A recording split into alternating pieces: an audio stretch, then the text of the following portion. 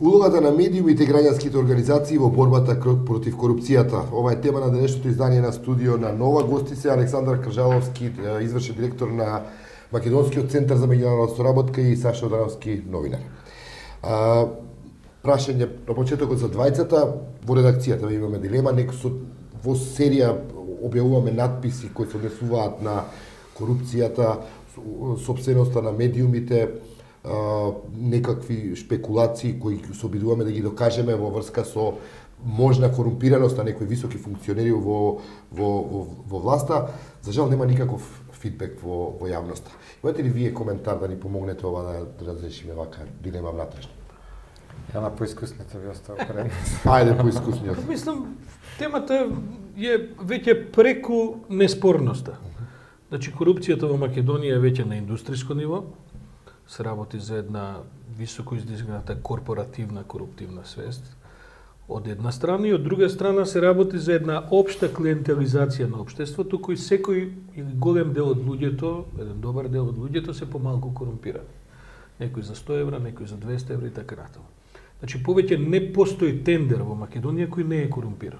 Просто не постои. И при тоа не мислам дека се корумпирани од страна министри неопходно. Тој кој се набавува тоалет хартија во училиште е корумпирано. Сите тоа го знаат и тоа е веќе прифатено како еден начин на живот. Тоа е од една страна. Во медиумите специфично корупцијата е на многу високо ниво. Значи, корупцијата е на ниво на газдите, кои што мислам дека и владата веќе не спори дека ги корумпира, употребуваат други изрази за тоа, нели? Тоа се вика платена политичка пропаганда и така натаму. На сите ме јасно дека се работи за корупција, милионска, на меѓународната заедница, на домашната и така натаму. И тоа е нешто што е прифатено, нешто е веќе како нормално. Па добро, да, Сител заработил 10 милиони, па зашо не, па види колку се паметни и така натаму. Па добро, оваа што прави интервјуа добила тендер мајке, па лата и тоа веќе станува дел од нормалата. Тоа е од една страна. Од друга страна, кога се разговара за корупцијата, не треба да се заборави дека нејзиното мерење е секогаш по пат на перцепции. Значи, нема друг начин да измерите, освен да мерите перцепции. Кога мерите перцепции, перцепциите се создаваат и се коригираат. Независно од фактичката состојба.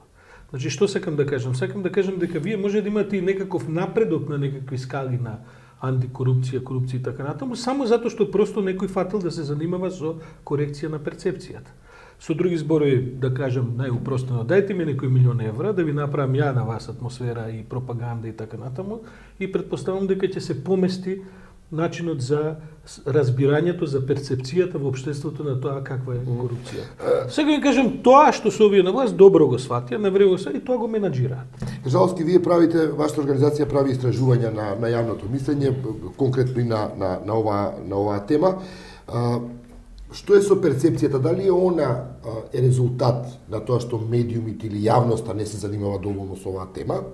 Или реално постои ниска перцепција на корупцијата, бидејќи институциите, да речеме, работат добро? Би се надоврзал ова и Саша што го кажа, значи до сега не се занимавал за тој да дав предност. После многу години директно заедно со Транспарентност Македонија почнавме поголем проект финансиран од USAID за борба против корупцијата. И една од работите е како после или позади перцепцијата да се направи нешто повеќе. И бидејќи на крај на крајшто перцепцијата тоа не знаеш колку е реалната ситуација позади, и дел од методологијата што ќе се дадат плюс на мерењето на перцепцијата е и виктимолошка анализа, односно ќе се стои пред сами институции и анонимно ќе се анкетираат лица, пациенти од болница, ученици од школи и такви работи, за да се добие по реална слика на теренот. И тоа произлегува од една методологија бугарите што имаат примената, знаеме таму каква беше пред 7-8 години проблемот. И врз база на таа методологија сега се направи ова европската, каде што се констатира дека колку... Ајде да се вратам малку на ова околу медиумите и граѓанските организации воопшто. Дали тоа што во Бугарија, еве во Холандија или во Европа се појавува висок процент на перцепција за корупцијата е резултат на тоа што медиумите таму и организациите граѓански одработуваат некоја работа и едноставно таа тема е присутна во јавноста, бидејќи како што и во воведот во оваа емисија кажав, нас лично овде во редакцијата не зачудува како јавноста е глува кога се отвараат некои теми кои се сепак важни за, особено во овој дел за борбата против корупцијата. Да, тоа сакам да завршам со Бугариве, пошто се најпример сега и во Европа, и за нас, пошто го водат овој проект. Тие споредиле перцепцијата и оно што го прават како виктимолошка анализа и констатирале ако е реалната, условно речено, виктимолошката, значи на лице место проверка има или нема над 5%, сите мислат дека е се корумпирано, односно не може да направиш голем геп, голема промена во перцепцијата, туку остануваат. Веројатно кај нас така се случи од 105 до 72 место се симнавме и толку може со механизми на медиумски притисок.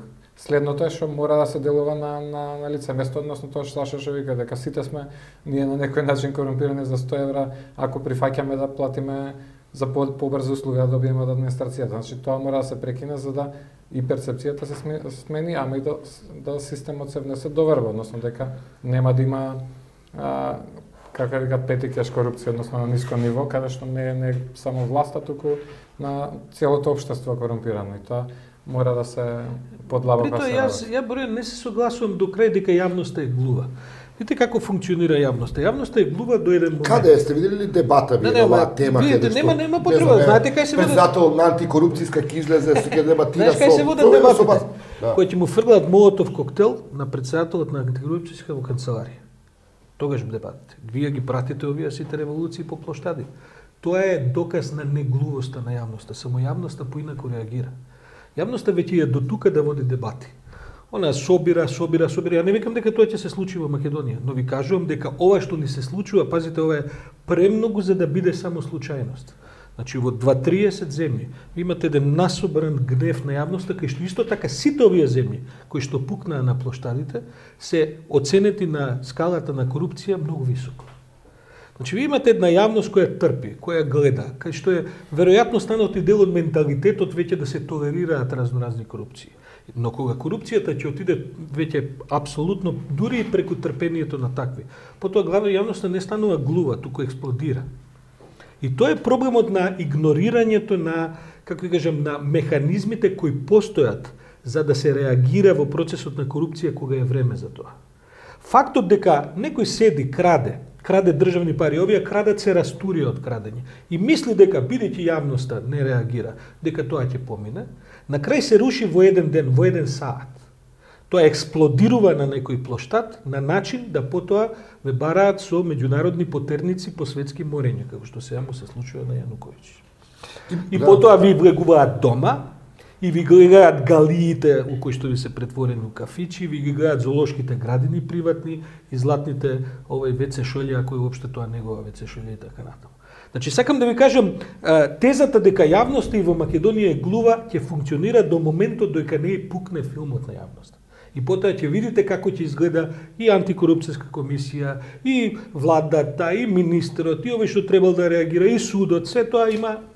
И тоа е, значи, да не ме разберете погрешно, не е тоа нешто што ја го посакувам, но напросто социјалните, знаете како, се собира еден гнев кој што после само со експлозија се решава. Кажаловски, впечаток е дека се молчи. Нема, реков пред малку, не знам од кога не сме слушнале дебата во која дебатираме за тоа дали во ред функционираат институциите, независните тела, било што, или некој конкретен случај да се отвори дебата. Каква е вашата проценка ако во оваа фаза на спроведување на проектот воопшто сте стигнале до таму, какво е влијанието на граѓанските организации врз институциите и како ја толкувате глувоста на институциите во оваа фаза? Па добро, не е само на оваа тема, мислам дека не достига дебата на многу други работи. Ова е битно зашто сепак е 10 години корупцијата е меѓу трите топ проблеми, а нема посебна дебата. Ние сега баш месецов формиравме некоја платформа на граѓански организации кои се занимаваат со ова, токму да поттикнеме дебатата, бидејќи пред 2 години некој меморандум се потпиша, ние не учествувавме во тоа, меѓутоа исто некои од поактивните граѓански организации со Државната комисија за спречување на корупција, ама гледајќи дека нема големо придвижување таму, решивме тераме секако ние да излеземе со наши анализи, со наши дебати, без оглед дали комисијата ќе се нафати да биде соучесник, односно партнер во тие дебати или другите институции. Само на кратко, не прифаќаат да учествуваат, да бидат ваш партнер во... Тие се потписници на меморандумот, Да. но малце работи се случија од тогаш, а посебно не на нивна иницијатива. Имате образложение некакво, зошто, како?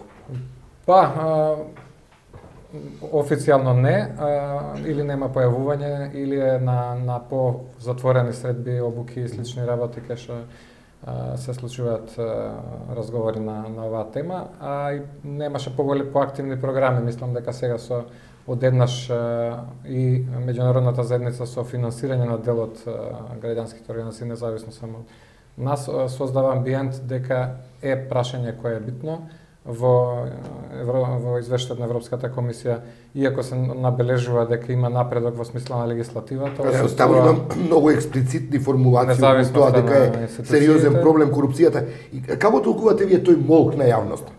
Ордановски имаше една диагноза, каква е вашата?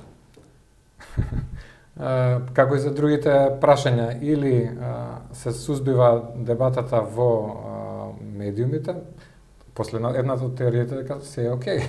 Да. на крајот на скалата, ама дел мислам дека и од медиумите не окей, ако владата недоволно... прифаќа извештај на Европската комисија во која се наведува дека е сериозен проблем корупцијата. Што е, Борен, не разбирам, што подразбираш под дебат? Што треба да биде? Во јавноста да се зборува за тоа. Ако имаме Во диагноза не се зборува за корупцијата е медиумите. сериозен проблем од институција која сите ја прифаќаме како релевантна и никој не го демантира тоа. Чекај, прво да се договориме. Има ги на масава некој во чие друштво има некој што мисли дека Македонија нема корупција. Да ви скратам, веројатно нема. Така, сите некои што се движат. Тоа значи кај јавноста зборува за тоа, само не зборуваат медиумите и не зборуваат институциите. Не зборувам за предгранапче, зборувам за медиумите, зборувам за јавноста, граѓанските организации. Медиумите се контролирани од власта. Власта не ќе да зборува на темата, нема дебат. Зашто би имало дебат? Вие имате Државната антикорупцијска комисија која има нула активности. Нула, сте гледали на веб-сајтот да видите што има. Имаат само промотивни, вие кажете јубиларни некакви активности. Имаат кога се притиснати до зид даваат некакви беззначени соопштенија, некаква меѓународна активност, ништо. Луѓето апсолутно ништо не работат, освен што си ја избегнуваат работата. И сега имате тоа тело. И овде на дебата за жал. Аба каква дебата? Не беше. Дали се луѓето корумпирани поетикова, што викате ситна корупција, 100 евра ваму, 200 евра таму, можеби овој ќе се вработи, оној ќе се вработи. И затоа молчиме. Нема друг избор луѓето. Слушајте, најлесно е со кога во општеството владее одреден очај социјален. Како што е во Македонија, не само во Македонија, но во Македонија особено, луѓето немаат друг избор освен да бидат корумпирани. Се разбира дека им се важни 200 евра. Се разбира дека, како да ви кажам, дека пензијата му значи се. И не е спремено ништо да жртвува за да ја добие пензијата. И тоа е нешто, и се најлесно е да кажеме луѓето се вакви, луѓето се очајни. И затоа ви говорам, ако тој проблем, ако вие имате комисија државна која не си работи работата, при тоа имате медиуми кои не дебатираат на проблемот, имате државни органи кои не работат на тоа, значи обвинителства, не знам ова, имате министри кои викаат за државниот завод за ревизија за извештаите дека он ќе си прави паралелна ревизија, пошто не му се допаѓа извештаите. Значи тоа само вака се гомила, расте, додека еден момент не пукне. Знаете како, пукањето може да биде заради тезгата од Тунис на оној што му ја запленија. Пукањето може да биде заради сообраќајка ногица. До тука ќе им дојде луѓето. И ќе видите после каква дебата ќе има. Ќе има дебата која што ќе биде експлозивна. Се собрали да соработувате со медиумите на овие теми? Ние со медиумите... Како една од поголемите невладини организации. Да, двајца се членови бордот во управниот одбор имаме од медиумите на Македонија 200. Така да делот стратегијата и преку тие канали да се не само за корупцијата, туку за сите програми да има вклученост. И дел вклучивме во самава програма да фактички како еден од производите да има на Високата школа за новинарство да има предавања како да се следи корупцијата, исто базирано на бугарските искуства. И слично. И ќе ги научите новинарите да следат корупција и после? После што е планот во имплементацијата на програмата? Би треба работат тие негде, претпоставувам. Да, прашање нели на како и сега, дали проаѓаат приказките, второ како да се стимулира дебатата или да се не само за корупцијата што не достига.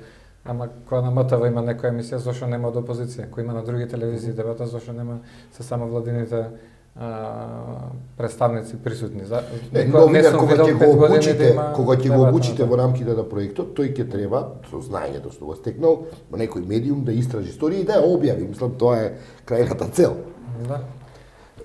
Пак на крајот и од медиумите зависи и од реакцијата на јавноста. По мене покрај ова дали трпат па ќе им прекипи или е прашање на економска логика.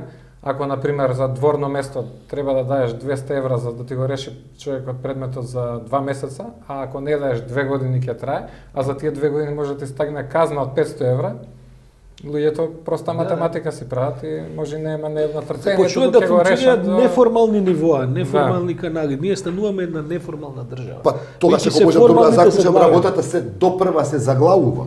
Па се разбира дека се заглавува. А имавте вие впечаток не е во смисла на твојата предпоставка дека на луѓето ќе им пукне, него дека им се собира и напротив се навикнуваат и едноставно почнуваат да живеат добро со тоа. Мојата предпоставка е изведена не од желба да нешто се случи. Јас ви кажувам кога имате ситуација во која што државата низ низа предвидени механизми не функционира. Настанува една неформална ситуација за која разговараме, настанува еден менталитетен. И такви ситуации се волатилни, тие се чувствителни, тие се непредвидливи, неконтролабилни до крај.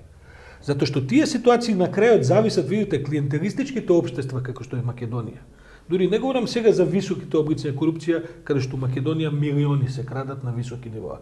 Ви говорам за овој клиентелизам, тие на крајот зависат од редовно дотурање на неопходни пари. Значи, кога ќе го навикнете вие, знаете како на магарето таман го научивме да не јаде умре, така и со корупцијата, кога ќе го навикнете да он си зима 100-200 евра месечно. И ако тоа потоа престане, он веќе тоа го видел како дел од неговиот начин на живење. Зошто престанал? Па затоа што ќе снема пари. Затоа што на крај ќе прекипи. На крај ќе снема пари некако, зашто париве некако до сега еве растат на дрво, од дрва почна да растат во банкарски кредити. Може да оди тоа уште известно време, сигурно ќе оди уште известно време. На крај, ако не произведувате, корумпирани општества не произведуваат. Тие се претвара тоа, затоа што корупцијата не е само пари, некој примил пари. Корупцијата уопште е менталитет на неработење, на поинакво напредување во кариера, на поинакво носење на политички одлуки, затварање на процеси. Тоа е цела една дегенерација на општеството. Таа дегенерација на крај како мислите дека ќе заврши? Бидејќи работите со партнерски организации во регионот, дали во регионот медиумите на ист начин како кај нас го третираат овој проблем или е поинаку? Знаеме дека има корупција во Бугарија, тоа не е спорно. Има ли разлика во медиумскиот пейсаж и односно медиумската реакција на овој проблем? Има сигурно и пак би рекол не е само на полето на корупцијата, не сум навлегал во детална проценка или споредба за сега, пошто е во рана фаза самиот проект и беше првиот чекор анализа на досегашните извештаи на европско ниво сите земји и тука дури не сме најлоши, напротив, меѓу подобрите сме во самите извештаи како е тоа цитирано, а уште некако самите медиуми известуваат за тоа, ама гледајќи како сме рангирани на слобода на говори, Freedom Reporters Without Borders извештаите, веројатно полошо покривањето или представувањето и на овој проблем во медиумите. И сега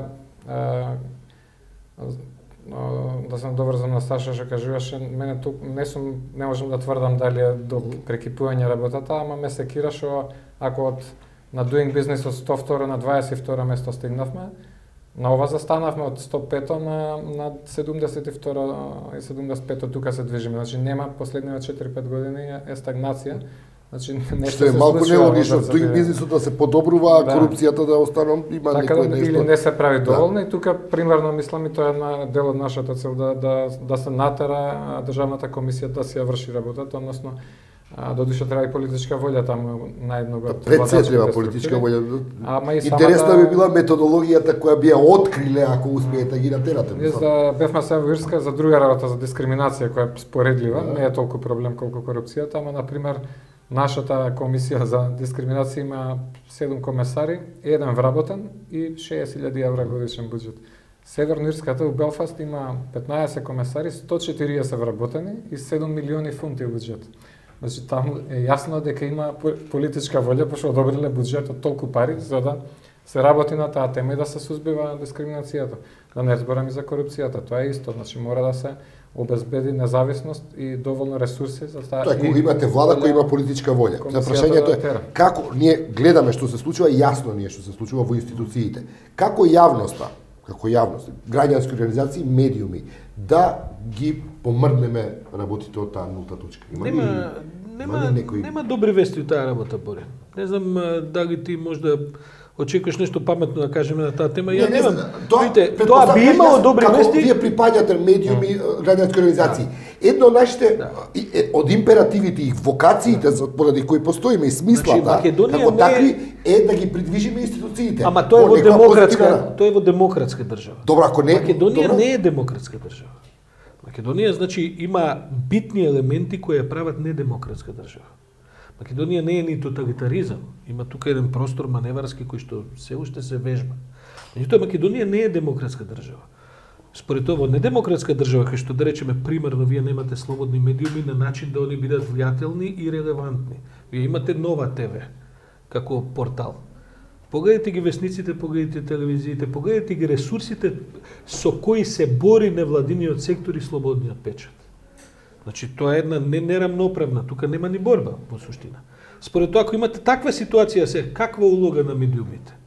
Ние гледаме дека милиони се преточуваат од државата во джебовите на приватните собственици медиумите, а од таму кој знае кај одат. Веројатно завршуваат повторно дел од нив назад во овие што им ги даваат.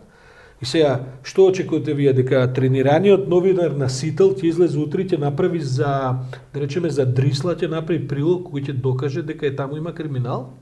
И дека тоа ќе отиде на програмата и дека ама видите ќе го снема. Физички ќе го снема, ќе го утепаат, како да ви кажем, ќе го утепаат. Добро, не е тоа толку страшно. Ние објавивме, па не. Па вие објавите зашто не сте Сител. Да сте Сител и кога би го објавиле ќе го утепаат. Да, ми беше мојбата за сепак посебно МЦМС културата ние дека само критични да бидеме и не би напаѓале никој друг. Имате дилемата зошто постоиме, бидејќи еве како граѓанска организација, што правиме? Значи мора да се дадат примери. Едно од работите на пример често од испитуваме јавниот дух. Дел од тоа што значи тоа јавен дух, кој ќе речете, едно од параметрите дали плаќаш сметка за струја. Секој граѓанин. И кај нас има дискрепанца од она дали треба да се плати и кој реално плаќа и имаше од 70% до 30%. И додека тоа не се смени, нема ни демократија оваква одговорност на граѓаните.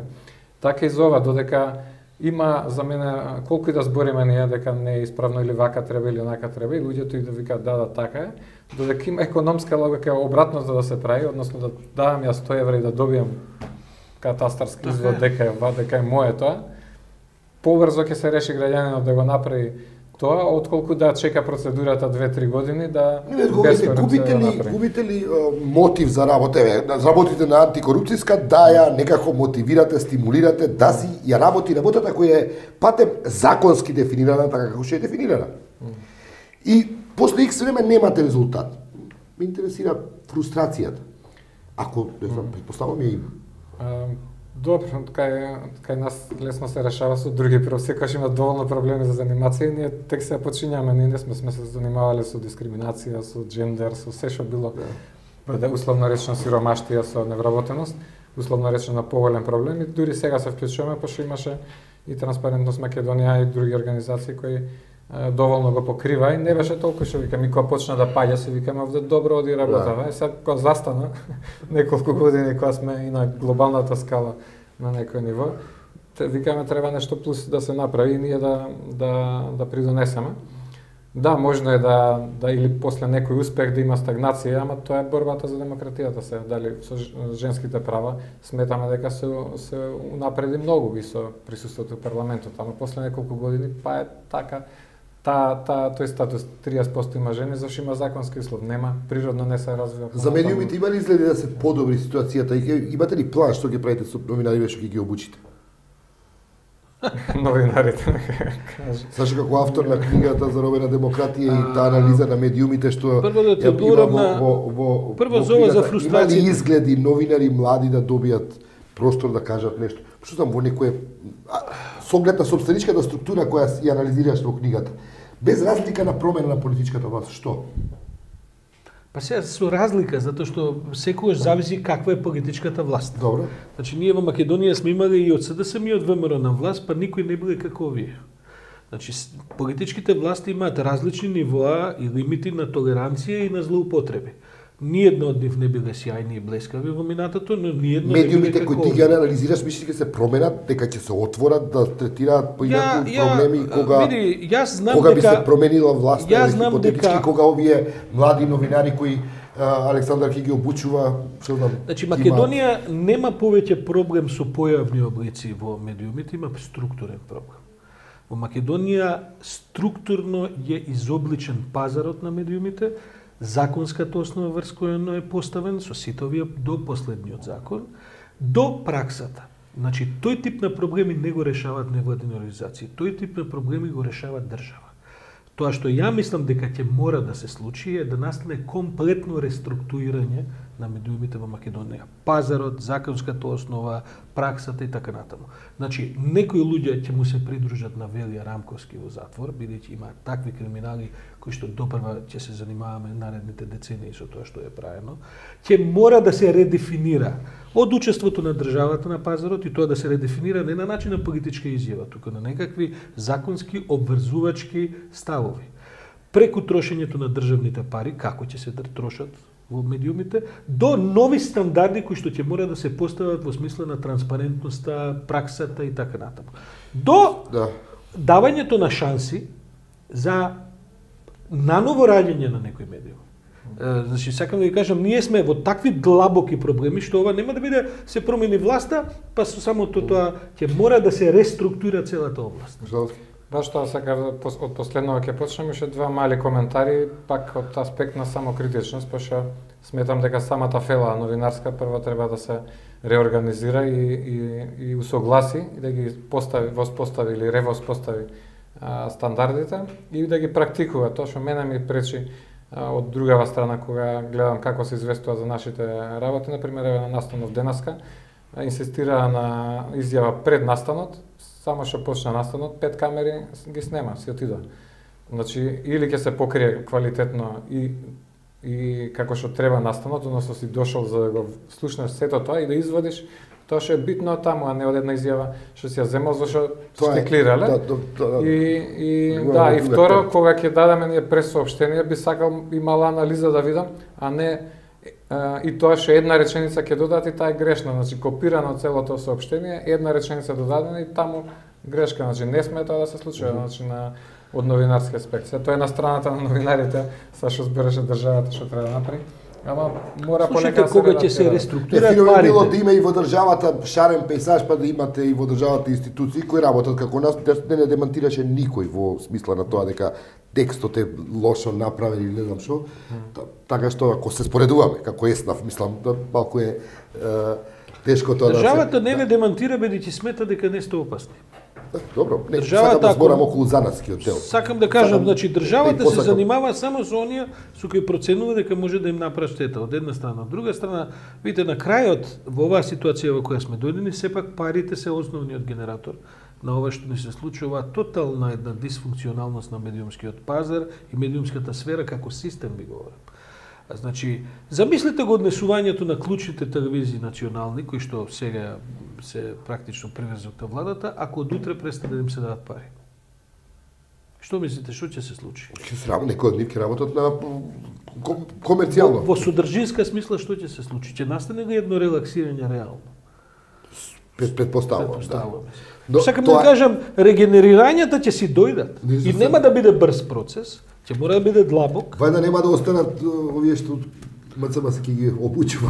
Па поред јас предлагав меѓу другото и на ЗНМ им предлагав да бидејќи они инсистираа нели да има диалог со владата, европјани ме притиска и така натаму.